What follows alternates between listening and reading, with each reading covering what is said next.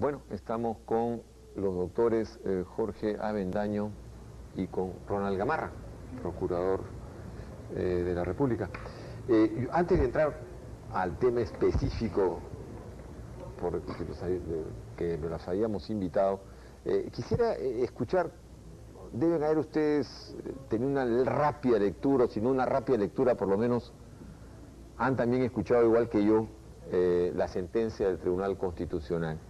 ¿Cuál es la primera impresión que tiene, doctor Avendaño? Bueno, mi primera impresión es que es una sentencia muy creativa, ¿no? Yo tampoco lo he leído, como usted dice, en detalle, ni mucho menos, pero es muy creativa. No ha declarado constitucional ni inconstitucional, o sea, no ha declarado fundada ni infundada la demanda.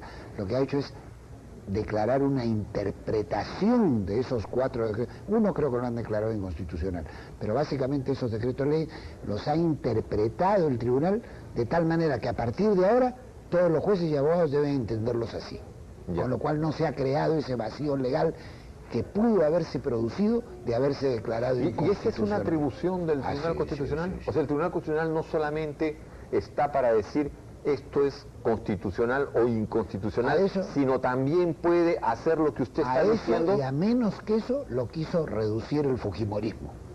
Pero los tribunales constitucionales en el mundo entero tienen esta tarea creativa. O sea, este derecho, esta atribución, que es esta competencia. Linda casi con lo legislativo. Claro, es por eso que le preguntaba, porque está al borde de lo legislativo, ¿no? O sea, ya la interpretación de una norma, ¿no? Y en este caso incluso de figuras delictivas, claro, va casi hasta legislar, ¿no? Así es. ¿Y usted, doctor Gamarra, cómo Bueno, ve? que es una forma muy inteligente de tratar de resolver un problema muy grave, al cual nos hemos visto involucrados a partir de la dación de un conjunto de leyes francamente contrarios a los estándares internacionales en materia del debido proceso, ¿no?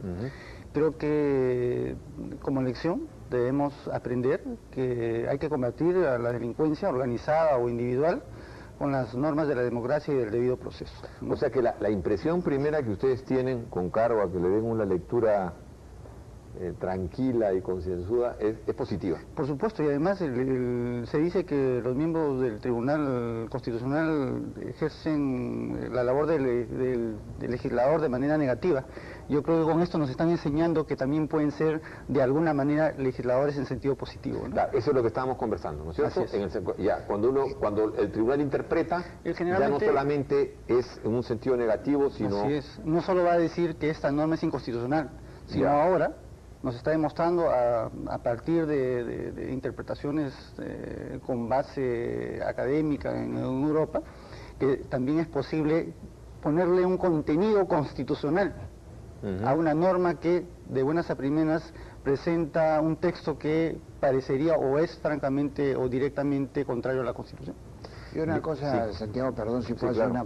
La gente está un poco asustada con todas estas historia de que se van a... Muy asustados. Pero que van a salir de la cárcel. El tribunal no tiene la culpa de que se haya creado un andamiaje jurídico que estaba mal desde sus cimientos. Quien tiene la culpa de eso es el fujimorismo. Cuando una obra está mal construida, el culpable no es el que lo detecta hoy que se cayó el edificio. El culpable es el ingeniero que la construyó. Y eso es lo que pasó con este andamiaje legal, se construyó mal. Y además no hay más camino para regresar al Estado de Derecho que tomar, entiendo, este tipo de decisiones. No podemos andar con el Estado de Derecho a medias, ¿no? Lo han hecho con acierto, ¿no? Ahora, cambiando algo de tema, en los últimos días ha habido una, no sé si polémica, pero ha habido una cierta cruce de opiniones del presidente de la República, Alejandro Toledo, y el Poder Judicial. ¿Tiene atribución el presidente de la República para opinar como está opinando o es una injerencia en el Poder Judicial como han declarado algunos de los magistrados más importantes del Poder Judicial, tanto el presidente de la Corte Superior de Lima y también el presidente de la Corte Suprema? ¿Qué opina usted? No, yo creo que sí puede opinar el presidente de la República como cualquier ciudadano. La Constitución de la República reconoce el derecho a opinar. Quizás el presidente se equivocó un poco en la forma, ¿no? O sea, las palabras empleadas, lo que fuere, pero él que está reclamando justicia rápida, y él está reclamando acierto y dejando a salvo que él respeta la autonomía del Poder Judicial. ¿Cuál es el límite? Porque entiendo que hay un límite, ¿no? Yo me acuerdo con Fujimori, cuando declaraba Fujimori contra sentencias o contra posibles sentencias a tomar en el Poder Judicial, bueno, muchas voces criticaban esas declaraciones como intromisiones en el Poder Judicial, al margen de lo que después se descubrió, ¿no es cierto? Al margen, no estoy hablando de eso, estoy hablando de las declaraciones que hacía Fujimori frente a varias sentencias y las críticas que recibía. O sea, ¿no estamos juzgando con dos parámetros distintos en este caso? Bueno, yo no creo, ¿no? Para empezar, Fujimori intervenía de otro modo, intervenía cuando el asunto estaba a punto de resolverse, y además ya teníamos por lo menos sospechas, si no la certeza, sospechas muy fundadas de que el gobierno estaba controlando el Poder Judicial. Aquí no, aquí hay una opinión, y eso lo va a explicar el doctor Gamarra ahora mejor que yo seguro, aquí hay una opinión de un juez, un informe de un juez, no hay sentencia alguna, un informe de un juez que ha considerado que Montesinos no es responsable, no tiene responsabilidad en un delito de tráfico de drogas y en un delito de la marcha de los cuatro suyos.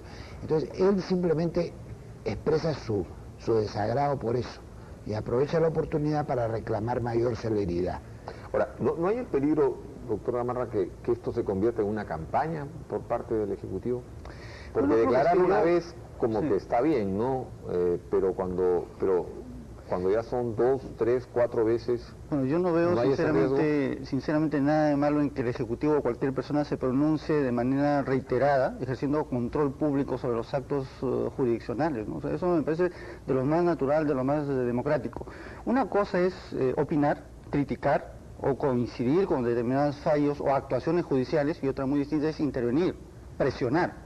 De eso, influenciar. Pero, a ver, estamos hablando poniéndome de abogado del diablo. Una opinión del presidente de la República, que no es una opinión de cualquier ciudadano normal, ¿no? Y corriente, ¿es una presión política o no es una presión política? En un Estado de Derecho, la declaración del presidente de la República, por más presidente que sea, es la opinión de una persona. Y así de cualquier persona, así como debe ser tomada por un Poder Judicial independiente, así es como debe ser tomada. O sea, es de una persona y punto. Yo estoy seguro que el presidente de los Estados Unidos opina sobre un fallo de la Corte Suprema y eso no produce influencia alguna, ni cambia en ningún sentido el modo de pensar de la Corte Suprema. Ahora, por otro lado, yo creo que lo que ha hecho el presidente de la República en este caso es expresar una preocupación ciudadana. Así es. Creo que todos tenemos de alguna manera injerencia, o aquellos que no la tienen, están absolutamente preocupados por la situación de la marcha del Poder Judicial y cómo andan los procesos anticorrupción, por supuesto. Ahora, vamos a eso. En el caso en estos dos casos, en el caso de la marcha de los cuatro suyos y del lavado de dinero, de narcotráfico, que ambos han sido, digamos, desestimados por los jueces. Acá hay una responsabilidad del juez o del fiscal que hace la acusación. Bueno, aquí no hay responsabilidad de nadie. No hay responsabilidad de nadie, son simplemente opiniones respecto de un hecho que está siendo sometido a debate judicial. No, pero perdón, el juez, yo no conozco el expediente. Fíjese, yo soy abogado del Estado, pero yo a usted le puedo decir que los hechos tienen que ser probados en el proceso. Y eso y la carga de la prueba recae en el Ministerio Público. El Ministerio Público puede considerar que hay hechos más que suficientes que están demostrados. Y el juez puede ser de otro parecer. Eso es normal, eso es natural, ¿no es cierto? Ahora, lo que ha pasado en estos casos es que nos encontramos con dos resoluciones, dos posiciones. Una del fiscal diciendo que efectivamente en los casos concretos Montesinos sería responsable, y otras dos opiniones de jueces distintos diciendo que no, porque para ellos no pasa eso. Lo que corresponde ahora es que el proceso siga su trámite, y su trámite es que el expediente sea elevado a la Corte Superior y un fiscal superior decidirá pues si acusa o no acusa a Vladimiro Montesinos Torres por estos hechos. Lo que los ciudadanos tenemos que acostumbrarnos es, por supuesto, a respetar las opiniones y los actos jurisdiccionales. Podemos estar de acuerdo o no, Una cosa muy distinta es que por el criterio un tribunal o un juzgador entienda que no hay delito o no hay responsabilidad, y otra muy distinta es que por otros motivos, malsanos, interesados, considere que allí no hay delito. Pero no, creo que no estamos en esta segunda posibilidad, estamos hablando de jueces que se pronuncian porque considera que la prueba no es suficiente. El Ministerio Público y la Procuraduría están en absoluto desacuerdo, pero somos respetuosos de esa decisión del magistrado. O sea, la cuestionamos, no estamos de acuerdo. ¿Usted sí cree que digamos, en En el ambos informe casos, presentado, en ambos casos hay prueba que demuestra la comisión del delito y la responsabilidad en ellos, en este, de Vladimiro Montesinos Torres? Sí, pero nosotros somos respetuosos de la decisión del judicial. Y lo No pelearán estamos en de la corte. acuerdo. Lo vamos a pelear, como dice el doctor, y lo dice bien, lo vamos a pelear en la corte. Y creemos que ahí lo vamos a ganar. Pero no porque representemos al Estado, sino porque consideramos que hay pruebas suficientes que lo vincula a Montesinos con estos no delitos. solo porque representan al Estado, ni tampoco porque la mayoría de la población Así es. consideremos que Montesinos, Fujimori y compañía son culpables, ¿no es cierto? O sea, en última instancia el Estado de Derecho de lo que trata es que esas pruebas estén, ¿no es cierto? El imperio de la ley. Exacto. No la voluntad de al las margen de la personas. opinión que tengamos, Así es. sea esta abrumadoramente Así es. mayoritaria en la población. Digamos, esa es una preocupación que también hay que tener muy en cuenta, ¿no? Porque a veces es casi lo que se hace una especie de plebiscito, ¿no? Y hay que ser cuidadoso. Ahora, cuando usted dice que hay pruebas, ¿es posible tener conocimiento o hay una reserva en el Bueno, en principio hay una reserva en el periodo de la instrucción que ya Pero, terminó. por ejemplo, pero- ahora, cuando usted dice en el asunto de la marcha de los 4 suyos, Bueno, yo creo que hay evidentemente- algunas pruebas. ¿Cuáles serían, por ejemplo? Evidentemente, o sea, que Montesinos monitoreaba todo el tema. Existen videos y audios que demuestran cómo se armó el tema de los 4 suyos, ¿no es cierto? Existe evidencia, no solo testimonial, sino documental, de cómo Vladimiro Montesinos Torres estaba al tanto de la marcha del 28 de julio, ¿no es cierto? Está demostrado cómo Vladimiro Montesinos Torres hace la llamada al general para que se retiren los anillos y dejen de desproteger él la hace, ciudad. él Claro hace. que sí, eso está demostrado, esto está en autos. Y lo admiten. O sea, no se incluso puede sancionar propios entonces, generales. a los operativos, También, hay no, que... digamos, solo digo, no se puede Solo, sancionar por solo supuesto los que no. operativos y Pero, no a quien, ojo, pero a quien ahí dio la directiva. Vladimiro Montesinos Torres no es solo el autor intelectual, un hombre que está atrás y que no hace mayor actos criminales. Ok. Él tuvo una participación directa. Sin él, esos actos no se pudieron llevar a cabo.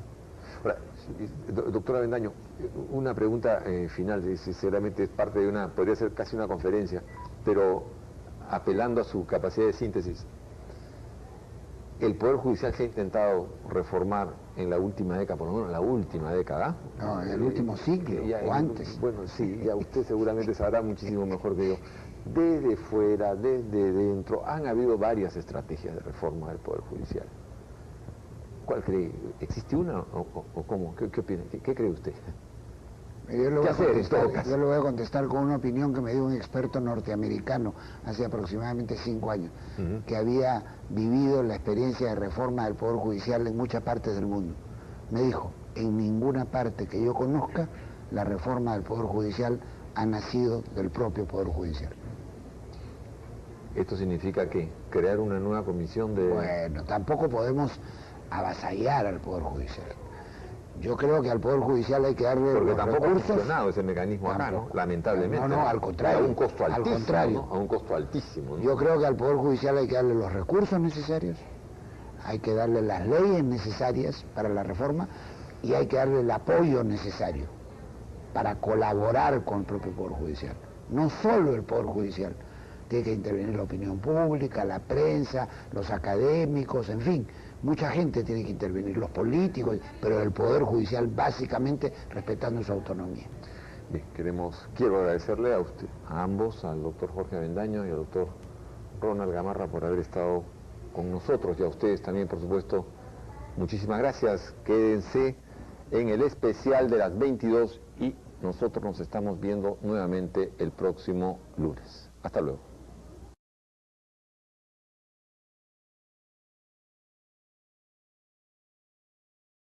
Una impresión que tiene, doctor Avendaño. Bueno, mi primera impresión es que es una sentencia muy creativa. ¿no? Yo tampoco lo he leído, como usted dice, en detalle, ni mucho menos, pero es muy creativa, no ha declarado constitucional ni inconstitucional, o sea,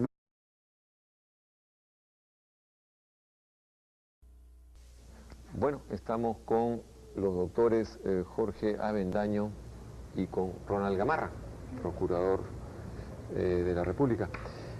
Antes de entrar al tema específico